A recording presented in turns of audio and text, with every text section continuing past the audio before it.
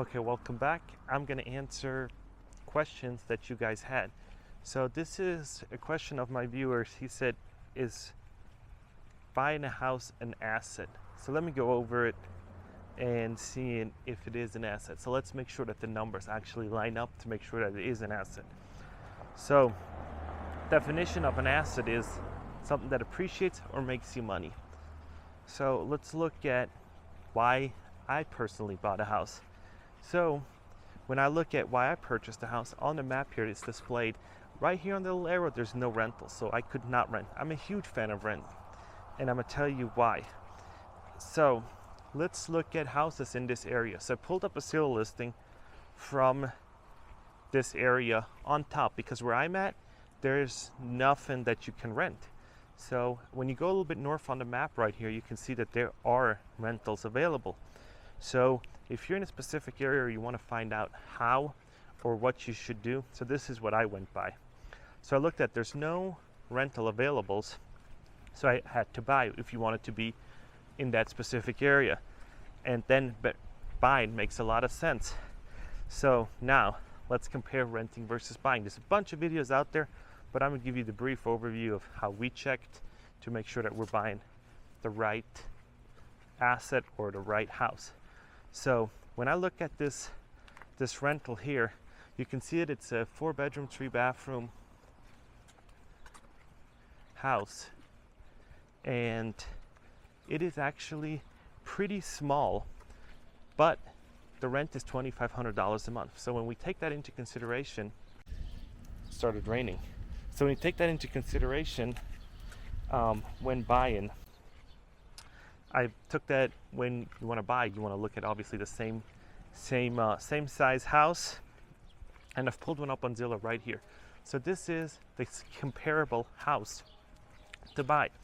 And if we scroll down and we go to the numbers here on Zillow, it actually says what the monthly cost is going to be.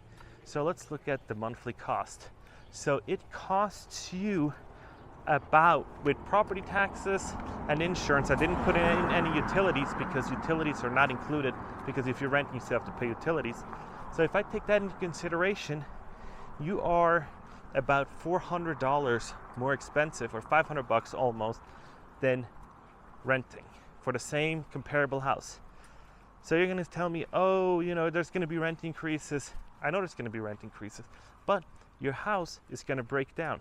It's like a car. You're going to have to replace water heaters, fix leaks, redo stuff to keep it updated. The fridge goes out. You got to pay for that. As a renter, you don't pay nothing. You just call your landlord. So now, since we got that all cleared out, got that out of the way, so when you look at the S&P 500 index fund, that returned I think 10% over the last 10 years. So let's look at houses. So that house that you want to buy, is it going to appreciate you so much that it's going to be worth it? So I brought up your calculator. So in order to buy that house, you need $100,000 down payment with 20%. So if you're going to if you do not have $100,000, it's going to look a whole bunch different, the math, but I just took 20%. So if you take that 20% and put it in a stock, S&P 500, your house in 25 years needs to be valued at $1 million, because that's the money you had in your down payment. So is your house in that area going to be $1 million in 25 years? I have no idea, but those numbers are proven to be correct with the S&P 500. Is your house going to appreciate that much?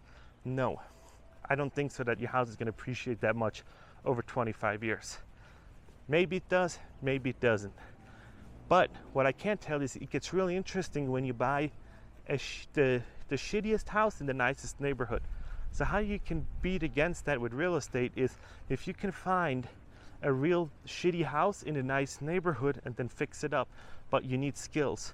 So for a bunch of people, having those skills, they're not interested, they don't feel like it, fixing it up. But if you have those skills, that's a nice add-on. So then you can play with that a little bit. You can take out a loan, you can fix it up, you can flip it, you can do things.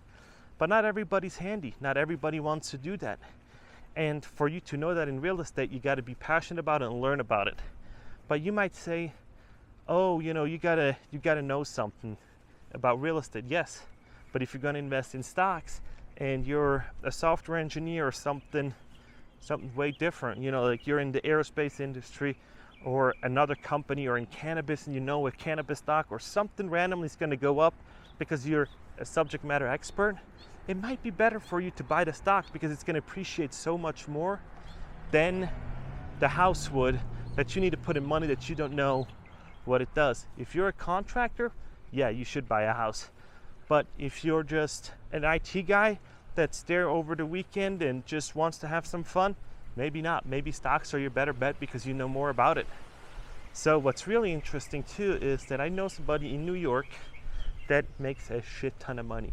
And I asked him, why do you rent and not buy? And he said, it's fairly simple. Because when I go on vacation, when I travel, I do not have to worry about my apartment. I don't have to worry about nothing. And he said, I have this one incident where it rained into my apartment during winter when I wasn't there, and it flooded the flooring, and there was $20,000 in damages. And he told his landlord, oh, something happened, I wasn't there, sorry. And they could have proven that it was negligent. So the landlord had to pay for that type of stuff. And when you own that property, you're responsible for it. You need to take out an insurance claim. You need to do all that. You need to put up the deposits and all that. But if your air conditioning breaks, you're on the hook for the full-blown $10,000, $15,000.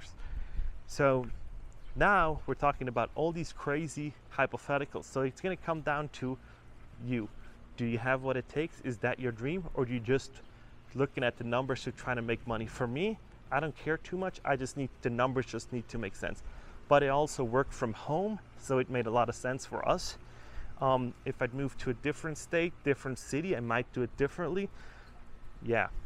And that's it for this video, and I'll talk to you soon.